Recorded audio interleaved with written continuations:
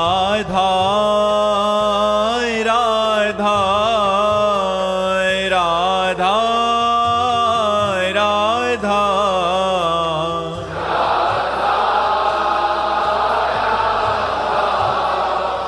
राधा राधा। श्री राधा वल्लभ लाल की, समस्त संत हरि भक्तन की, श्री वृंदावन धाम की, श्री सद्गुरुदेव भगवान की।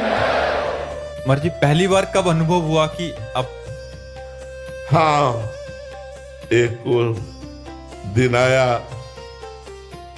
8-8 घंटे पद्मासन में बैठते थे, संन्यास मार्ग के पथिक थे तो योग मार्ग का आश्रय लिए हुए थे।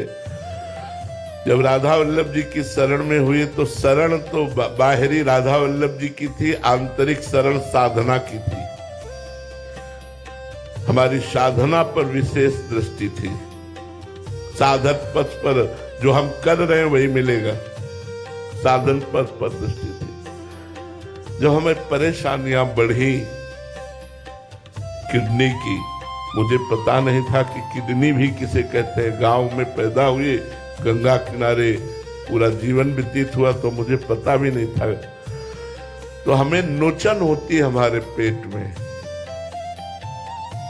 तो बलराम भैया ब्रजवासी हैं, हमारे पास 1 रुपया नहीं रहता था और ना है आज भी नहीं 1 रुपया। उसने कहा चलो बाबा, अल्ट्रासाउंड कराया, डॉक्टर के पास दिखाया। डॉक्टर ने कहा तुम्हारी दोनों किडनी तो फेल होने जा रही हैं। तो ये क्या होता है?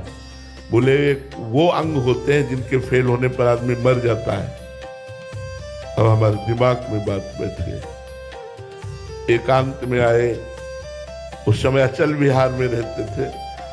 एकांत में आए और बहुत रोना आया कि 11 वर्ष की अवस्था से भगवान ने निकाल दिया। नैष्ठिक ब्रह्मचर्य महावाक्य सन्यास के मार्ग से होते हुए वैष्णव मार्ग में लाए। अभी मुझे राधा रानी के मार्ग का तो कुछ भी अनुभव नहीं है। अभी तो मैं श्री जी के मार्ग में कदम रखा हूं। मर गया तो जीवन का लाभ नहीं मिला। अब मरना है, ये किडनी फेल हो, 1 रुपया नहीं, कोई दवा नहीं, कुछ नहीं।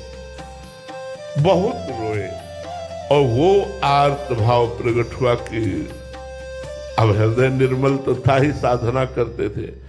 आर्त भाव, एकांत में आर्त भाव से प्रभु मुझ गरीब से अब आपकी आराधना भी नहीं बन पाएगी।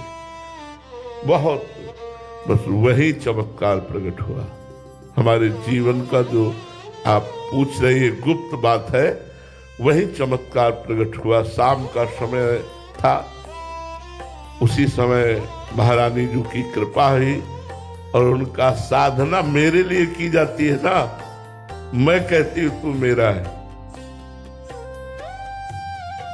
बस बल रखने वाला परास्त हो गया, लेकिन द्रौपदी का वस्त्र नहीं था।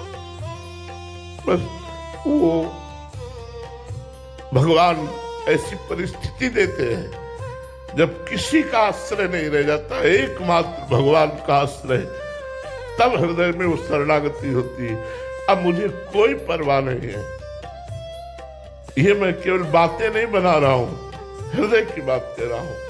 न मरने का डर है, न इतने कष्टों का कोई भय है, किसी भी तरह की कोई चिंता शोक नहीं। आनंद ही आनंद, 10 दिशाएं हमारे लिए आनंदमय हो गई, क्योंकि श्री जी ने मुझे स्वीकार कर लिया, प्रियाजू ने मुझे अपना बना लिया। बस इस बात से मैं निरंतर खुश रहता हूँ, आनंदित रहता हूँ कि यद्यपि अयोग्य हूँ फिर भी कृपा हो गई है और प्रभु ने स्वीकार किया।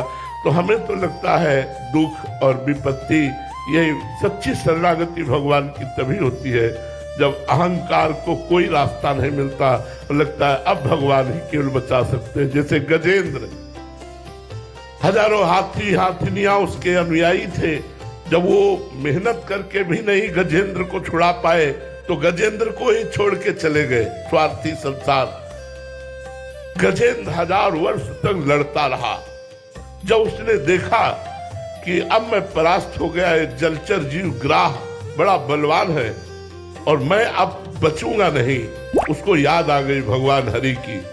एक फूल लेकर ऐसे हरि पूरा हरि शब्द नहीं निकल पाया, भगवान आए और ग्राह का उद्धार करके गजेंद्र को बचा लिया। ऐसे ही हमारा अहंकार जब टूटे, वस्तु व्यक्ति स्थान से अपनापन छूटे और एक भरोसो केवल एक बल एक आत्मविश्वास होकर हम पुकारे, वही शरणागति चमत्कार दिखा देती जीवन में, वही शरणागति आनंद प्रदान कर देती है। मुझ मरे हुए व्यक्ति से प्रभु क्या क्या करवा रहे हैं, उनकी कृपा देख लीजिए। ये मेरी लाडली जू का प्रताप, ये हमारे किशोरी जू का प्रताप कि उन्होंने स्वीकार किया तो दिखा दिया कि मेरा भक्त अनाथ, दीन, गरीब या नीच नहीं होता। उन्होंने जगत बंदनी करके दिखा दिया, एक अधम जीव को जगत बंदनी करके दिखा दिया।